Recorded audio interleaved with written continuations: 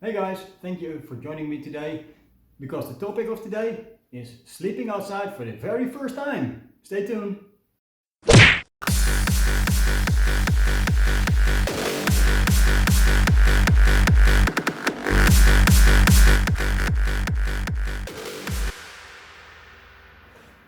What the f are you doing here? I'm trying to work, man. Get out of here. Now, as you have already seen my workspace where I edit all my videos, we might as well get to the topic of today, which is sleeping outside for the first time, of course. Now, when it comes to that, going outside and sleeping there, it's not like camping. It's not like being just anywhere. It's alone outside in the wilderness, and anything can happen. So it is very possible that people get scared or get anxiety, whatever. And well, you're by yourself, you're alone, and humans are social creatures. So most of the time we're not used to being on our own and alone.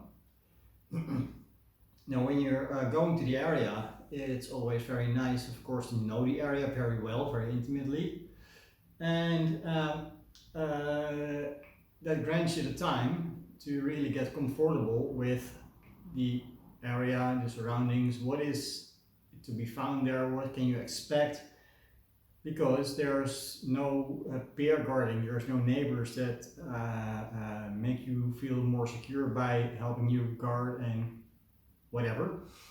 So if you go out there for the first time with the plans to plan a night out in the wild, well, visit the area a couple of times so you know what is going on in there. So you know the type of animals, the slopes of the hills, whatever is in that area that you have chosen to spend the night.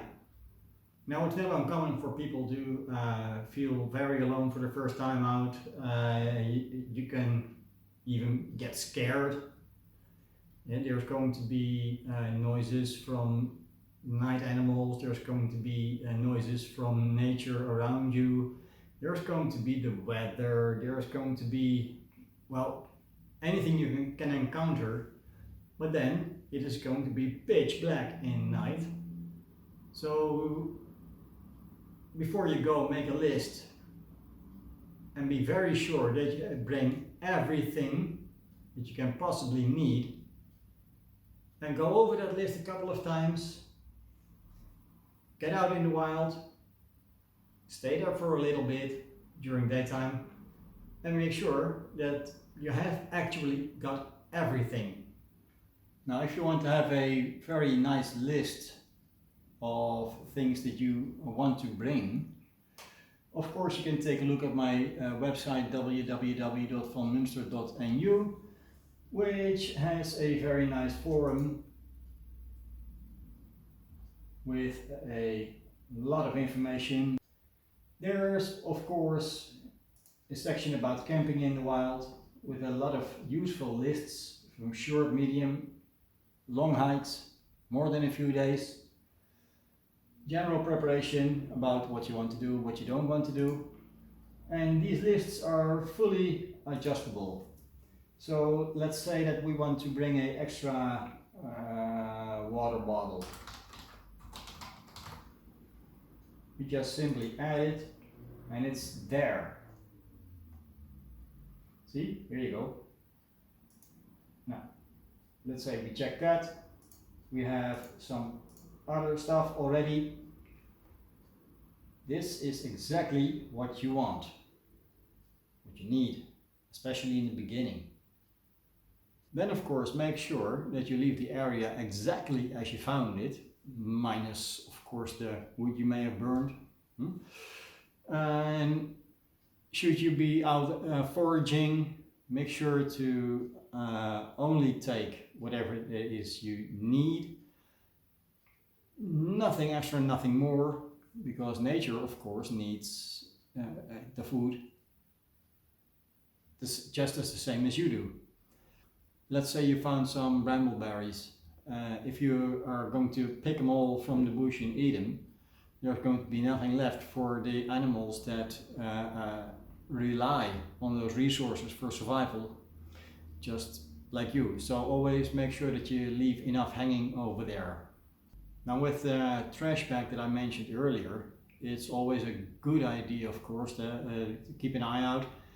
And should you see any garbage left behind by others, pick it up, take it with you, and when you're outside of the forest, dump it in a trash bin, container, take it home, doesn't matter, as long as it doesn't stay in nature. And of course, when you're doing number 2, make sure that you bury it. You don't want to find it in the middle of the night when you're just out of bed doing a number 1 and you find it with your toes. That's not good. So there you go. You need to respect everything that you can find in nature. Make sure that whatever it is that you encounter, the moment you're staying outside in the wild, you are living next to those creatures, next to those plants. It's one unity. And when you decide to make a fire, like I said in a previous video, you really want to make sure that it's in a safe and responsible location, safe and responsible way, and only use dead wood, because you don't want to cut down live trees, of course. And when you collect that, make sure that you don't take everything that you can possibly find, make a huge bonfire, because there's always going to be creatures that rely on that dead wood as well, such as some types of bugs, some worms. There's going to be mushrooms growing on it eventually. So make sure they have a chance to exist right alongside you. So there you have it, folks. It's just a couple of tips to help you feel more comfortable outside in the forest.